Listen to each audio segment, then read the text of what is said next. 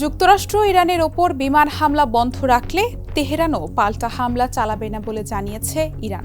দেশটির এক জ্যেষ্ঠ কর্মকর্তা রয়টার্সকে বলেছেন, যুক্তরাষ্ট্র যতক্ষণ হামলা স্থগিত রাখবে ততক্ষণ ইরানও সামরিক অভিযান বন্ধ রাখবে। রয়টার্সের প্রতিবেদনে বলা হয়েছে, One parcel, more ways to send. Pathao parcel has expanded. Explore the new parcel. টানা ১৩ রাত ধরে চলা মার্কিন বিমান হামলার পর শুক্রবার রাতে অভিযান স্থগিত করে পেন্টাগন। একই সময়ে ইরানও যুক্তরাষ্ট্রের সামরিক ঘাঁটিতে থাকা প্রতিবেশী দেশগুলোতে কোনো পাল্টা হামলা চালায়নি।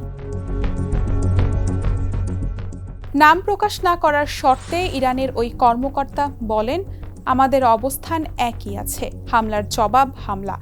হামলা বন্ধ হলে ইরানও অভিযান বন্ধ রাখবে। এ বার্তা ইতোমধ্যে যুক্তরাষ্ট্রকে জানানো হয়েছে।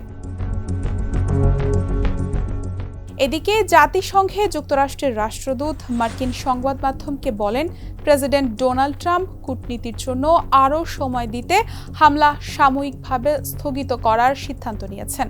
তার ভাষ্য, আলোচনার জন্য কিছুটা সুযোগ তৈরি করতেই এই বিরতি দেওয়া হয়েছে। তবে যুক্তরাষ্ট্রের এক কর্মকর্তা রয়টার্সকে জানিয়েছেন, ইরানের বিরুদ্ধে টানা ২ সপ্তাহের অভিযানে পুনর্নির্ধারিত বেশিরভাগ লক্ষ্যবস্তুতে হামলা শেষ হয়ে এসেছে। অন্যদিকে ইরানের এক জ্যেষ্ঠ সূত্রের ভাষ্য, যুক্তরাষ্ট্রের হামলা বন্ধের সিদ্ধান্তকে তেহরান এখনও স্থায়ী নীতিগত পরিবর্তন হিসেবে দেখছে না। ওই সূত্রের দাবি, ইরানে আশার চেয়ে সংশয় বেশি এবং অনেকের ধারণা এই বিরতি কৌশলগত, প্রকৃত অর্থে যুদ্ধবিরতির ইঙ্গিত নয়। তবে হামলা আপাতত বন্ধ থাকলেও পরিস্থিতি যে পুরোপুরি স্বাভাবিক হয়নি সেটি স্পষ্ট।